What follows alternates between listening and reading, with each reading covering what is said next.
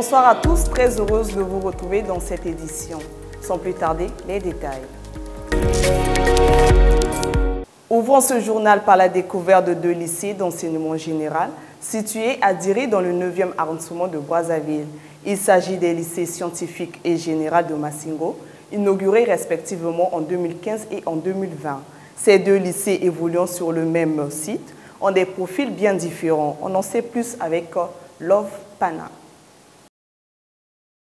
2 lycées sur le même site. Pourtant, les profils des élèves sont bien différents. Au lycée scientifique de Massingo, construit en 2015, la moyenne d'admission est de 12. Une particularité, le lycée reste dominé par les filles. Le lycée scientifique de Massingo, comme son nom l'indique, c'est un lycée à caractère scientifique qui forme le lead scientifique et technologique de notre pays qui aspire à son émergence. Le lycée scientifique de Massingo peut recevoir des élèves congolais tout comme les élèves d'une nationalité étrangère. Contrairement aux autres lycées dans les séries scientifiques, le lycée de Massingo a beaucoup d'élèves filles qui s'adonnent aux sciences. Au fond, le lycée général a été construit au lendemain de la pandémie de Covid-19 pour pallier les problèmes de pléthore dans les salles de classe. Nous, c'est le lycée de Massingo. On fait tout ce qu'on fait dans tous les lycées. On fait les séries scientifiques et les séries littéraires. L'idée était venue pendant la période du Covid-19 pour désengorger les établissements Thomas Sankara à Neto. Il fallait créer un lycée d'enseignement général dans cette zone pour que tous ces élèves ne descendent pas dans ces lycées-là. Donc, nous sommes sur le terrain, on prend l'exemple de notre ministre. En tout cas, je le félicite. Il est en train de déployer les lycées partout. Mais l'accès à ces 2 lycées est un véritable casse-tête pour les élèves et le personnel administratif qui plaident pour la construction des routes. Présentation ce matin au lycée de la Révolution du logiciel eSchool Academy, créé par le groupe Cybermatic en partenariat avec la société M10 Congo. eSchool est une application qui facilite la gestion administrative, académique et financière des établissements scolaires privés. Welcome Devolo. C'est une innovation dans les établissements scolaires du secteur privé. Le logiciel eSchool va permettre une bonne gestion administrative, financière et académique des écoles privées. Nous avons justement organisé cet atelier pour présenter ce que c'est que eSchool dans tous les caractères, dans tous les domaines, d'où vous venez d'assister tout ce qui vient de se passer. Nous avions donc invité par là les différents promoteurs des établissements scolaires, les directeurs, y compris quelques chefs. Mais en ce moment précis, nous avions lancé le site web de ce logiciel, d'où les différents établissements scolaires aujourd'hui ont la possibilité d'installer le logiciel depuis leur smartphone, leur tablette ou encore peu importe la distance dans laquelle ils se trouvent. Pourtant, la technologie impose un transfert des connaissances et c'est le directeur technique qui était à la manœuvre. Donc cette application pour fonctionner, ça doit être installé physiquement sur une machine. Donc, en utilisant cette application qui est eSchool Desktop, tant qu'on est dans l'établissement, l'accès vous est donné avec toutes ces options. eSchool aujourd'hui a au moins 600 fonctionnalités qui ne sont pas encore exploitées en totalité. Donc, c'est la seule application aujourd'hui sur le marché qui offre cette gamme de solutions. La gestion des écoles se présente comme un impératif pour une meilleure gestion des écoles. Une réalité qui doit inciter les promoteurs des écoles privées à recourir à ce nouveau logiciel. C'est sous le thème « La bonne gouvernance de notre système éducatif comme facteur d'amélioration des rendements scolaires » que s'est ouvert le 14 septembre dernier à Brazzaville les travaux de la 25e session du Conseil national de l'enseignement primaire et secondaire.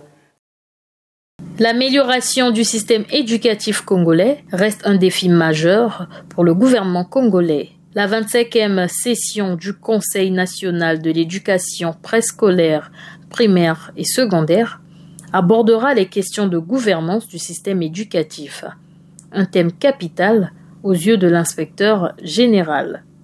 La bonne gouvernance scolaire implique non seulement le droit d'accès au système éducatif pour tous les citoyens, mais aussi que ce système prenne en compte la diversité des besoins éducatifs et sociaux des acteurs à tous les niveaux afin de favoriser l'acquisition continue des connaissances. L'objectif est d'améliorer les rendements scolaires. Jean-Luc Moutou a salué l'apport de tous les acteurs et les efforts du gouvernement avec la construction de nouvelles infrastructures scolaires, le recrutement des enseignants. Mais pour le ministre en charge de l'enseignement général, la situation de l'éducation est peu reluisante. Face à ces défis, nous procédons progressivement avec le plein soutien de son Excellence, Monsieur Denis Sassou Nguesso, Président de la République, chef de l'État, à donner des réponses adéquates à travers l'action du gouvernement, coordonnée par son chef, le Premier ministre, Anatole Koliné-Makosso. Au niveau des infrastructures, un effort est fait en termes de construction et de réhabilitation des établissements scolaires afin de résorber la pléthore dans les salles de classe, de rapprocher les apprenants de l'école, de leur offrir un meilleur cadre d'apprentissage. La symbiose du couple éducateur-parent d'élèves est fondamentale pour accorder à notre système éducatif le plein épanouissement dont il a besoin et qu'il mérite. Le discours sur l'uniformisation de la tenue scolaire s'est invité dans cette salle au cours d'une présentation scénique. Les délégués, eux, plancheront sur les 12 sous-thèmes retenus pour la 25e session. Au terme de ces travaux, 16 recommandations ont été adoptées. Ces orientations du Conseil vont permettre au département de l'enseignement général de mieux élaborer le programme de l'année 2023-2024. Welcome Devolo pour plus de précision. La 25e session du Conseil s'achève sur une motion de plusieurs recommandations.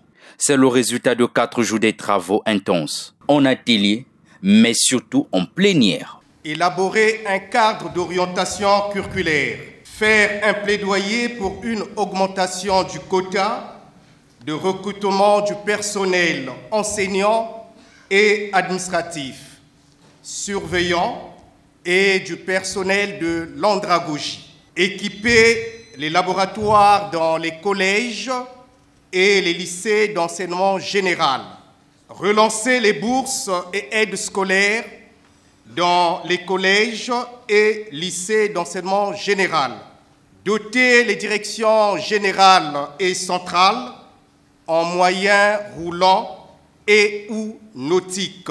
Le ministre en charge de l'enseignement préscolaire, primaire, secondaire et de l'alphabétisation, Jean-Luc Moutou, a apprécié la qualité des travaux du Conseil dans un contexte où le système a besoin des réformes pour améliorer le rendement scolaire. 4 jours durant, vous avez donné le meilleur de vous-même, rivalisant d'ardeur à échanger, à réfléchir, à débattre, dans le seul but de trouver des remèdes de qualité aux maux qui gangrènent notre système éducatif au plan de la gouvernance de ces structures scolaires.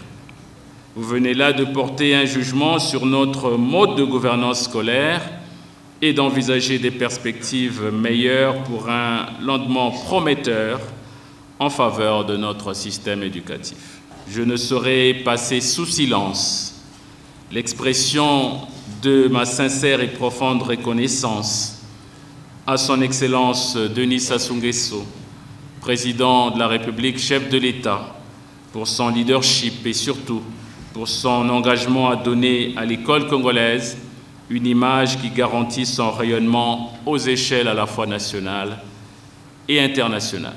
Dans ce même ordre d'idées, j'adresse mes vifs et sincères remerciements à l'endroit de Monsieur le Premier ministre, chef du gouvernement, Anatole Koliné-Makosso, qui a toujours gardé un intérêt manifeste sur les dossiers relatifs à l'éducation dans notre pays. Tout en vous félicitant pour la tenue dans un climat serein des assises du Conseil, je déclare clos les travaux de la 25e session ordinaire du Conseil national d'enseignement préscolaire, primaire et secondaire, et vous souhaite à toutes et à tous un bon retour dans vos cadres de vie et de travail respectifs, et vous remercie par la même occasion de votre remarquable attention. Les orientations du Conseil vont permettre au département en charge de l'enseignement de mieux élaborer le programme de l'année 2023-2024. Peu avant cette cérémonie de clôture, le ministre de l'enseignement préscolaire, primaire, secondaire et de l'alphabétisation a signé un protocole d'accord avec la société de téléphonie mobile MTN Congo. Un accord qui porte sur le projet SIGE, Système d'information et de gestion de l'éducation, afin de faciliter l'accès à l'Internet aux élèves. Plus de détails avec Love Pana et Nuxia Gimpio.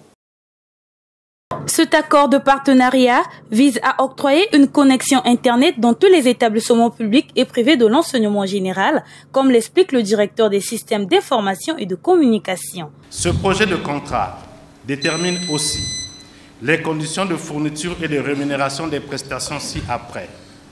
L'hébergement de la plateforme SIGE sur des serveurs virtuels, un réseau virtuel privé de type appel en 2G, 3G, 4G pour le SIGE, ceci pour s'adapter aux différents environnements géographiques de notre pays, un forfait d'accès au SIGE via cet APN, d'autres applications pourront être hébergées après un avenant, l'intégration du SMS et du code USSD.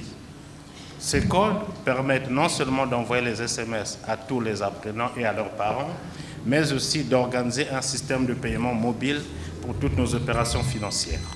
Pour le directeur général de la société MTN Congo, ce projet va contribuer à l'amélioration du système éducatif congolais. On a travaillé extensivement avec l'équipe MEPSA, avec l'équipe informatique aussi, pour abréger le système chez nous dans notre centre de données, avec les conditions d'opération 100%, ça veut dire les conditions de maintenance, conditions de pouvoir. Et l'aspect le plus important, c'est la sécurité de l'information, parce que aujourd'hui, on traite cette information d'une manière très sécurisée, comme on fait pour notre données de notre client, soit le client de voix ou soit le client de mobile money. Il y a des informations qui est très très sécurisée. Et c'est vraiment l'objectif pour nous dans cette collaboration avec le gouvernement. Le document contient 17 articles et couvre une période de 5 ans. Un autre accord dans ce journal, il s'agit de la fondation MTN et l'UNICEF. Signé le 12 septembre dernier, ce partenariat s'inscrit dans le cadre de la vulgarisation de la plateforme YouReport dédiée à la jeunesse. Le point avec Loïc Pwamba. La plateforme de l'UNICEF est un espace d'information et de dialogue. YouReport vise à faciliter une expression plurielle de la jeunesse. Une jeunesse qui s'attachera notamment aux questions de la santé, la protection et la participation des jeunes à la gestion de la communauté. Ce, grâce au partenariat UNICEF-MTN Congo. Nos équipes sont en train de travailler ensemble pour mettre en place une plateforme technique qui supporterait YouReport et permettrait aux jeunes justement de se connecter et de donner leur avis. Depuis plus de 15 ans déjà, la Fondation œuvre aux côtés des institutions nationales et des partenaires internationaux dans l'objectif de donner à la jeunesse sa capacité d'entreprendre, son indépendance, mais aussi sa capacité à se faire entendre. Pour le représentant adjoint de l'UNICEF, les Congolais doivent s'approprier la plateforme avec la gratuité des SMS accordés aux utilisateurs. La plateforme YouReport a été conçue pour vous. Elle est animée par vous et je vous invite à parler de YouReport auprès des autres jeunes et faire connaître cette plateforme afin d'influencer positivement les communautés. Il suffit d'envoyer simplement le mot Congo par SMS au 2024 ou à YouReport Congo sur Facebook. Ne perdez donc plus un seul instant et venez rejoindre la communauté des YouReporters pour faire entendre votre voix grâce à nos opérateurs de téléphonie qui nous accompagnent tous les jours. Chers jeunes du Congo, votre voix compte. Il aura fallu 6 mois pour matérialiser ce partenariat entre UNICEF et la Fondation MTN Congo, dont la durée est de 3 ans. Toujours en lien avec la jeunesse, le haut-commissaire à la justice restaurative, à la prévention et au traitement de la délinquance juvénile s'est entretenu avec la représentante du PNUD au Congo. En toile de fond, la stratégie nationale de lutte contre la délinquance chez les jeunes. Une fois de plus, Loïc Kwamba. Elle vient d'être nommée à la tête du PNUD, le programme des Nations Unies pour le développement. Adama John Barry a présenté au haut-commissaire à la justice restaurative, à la prévention et au traitement de la délinquance juvénile Adolphe Mboumaba, le document de la stratégie nationale de lutte contre la délinquance juvénile, rédigé par le consultant et validé par le gouvernement congolais. Le haut-commissaire Adolphe Mboumaba lui a dégagé les grandes lignes de la stratégie nationale dans le contexte congolais. D'une frange de la jeunesse qui a des besoins spécifiques, on va le dire ainsi, et qui doit être supportée à travers une prise en charge sociale accrue, des perspectives également d'insertion économique et une attention particulière. C'est une frange particulière de la jeunesse. Donc nous avons été très heureux et nous sommes venus donc exprimer cela avec l'ensemble de mes collaborateurs et le consultant principal qui a travaillé sur ce dossier. Nous sommes venus donc rendre ces documents à leur principal propriétaire en le remerciant de la confiance qu'il a eue à notre accompagnement. Et nous lui avons également réitéré notre disposition pour accompagner la mise en œuvre effective de ce document dans un cadre de partenariat élargi. Parce que la mise en œuvre de cette stratégie, prise en charge de la jeunesse, vous conviendrez, requiert multiples intervenants. Et donc, Monsieur le ministre nous a rassuré que cela allait être fait. Multiples partenaires, également Monsieur le commissaire nous a rassuré que ce partenariat élargi allait être mis en place à très brève échéance. Le PNUD rassure les autorités congolaises quant à son soutien face à ce programme de lutte contre la délinquance, un phénomène devenu un frein au développement de la jeunesse. Bouclons ce journal par la 3e édition de la simulation des Nations Unies qui s'est ouverte le 19 septembre dernier à Brazzaville. Cette 3e édition vise à établir les liens solides et durables entre les Nations Unies et les participants du monde afin de trouver des solutions pour lutter contre les changements climatiques. Suivez. Sur fond d'échange, la 3e édition de la simulation des Nations Unies est une exhortation de la jeunesse à des bonnes pratiques dans un contexte de changement climatique. Les discussions visent à trouver des approches de solutions aux questions de l'environnement. Les acteurs âgés de 16 à 30 ans, pour la plupart des étudiants, illustrent la nouvelle génération qui sera aux prises avec les effets dévastateurs des changements climatiques, parmi lesquels l'augmentation des phénomènes météorologiques extrêmes, la diminution des ressources naturelles, l'accroissement des inégalités ou encore la multiplication des conflits. Cette nouvelle génération sera amenée à contribuer de manière décisive à l'action climatique. Dans la perspective d'un accord entre les États membres de l'ONU, les délégués de différents pays ont exposé sur les politiques nationales mises en place pour préserver l'environnement. Une démarche appréciée par le ministre de la Jeunesse. Je me réjouis de ce que la session de ce jour associe les jeunes du Congo et d'ailleurs ce qui permet un brassage autour des thématiques communes aux jeunes. Cette ouverture, je le crois, participe de l'idéal de solidarité et d'amitié entre les peuples préconisé par la Charte des Nations Unies. Alors que s'achève cette 3e édition, les pays garderont en mémoire les 2 résolutions adoptées qui ambitionnent de garantir la tranquillité de la planète.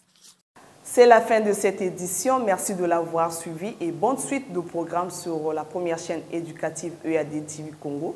Au revoir.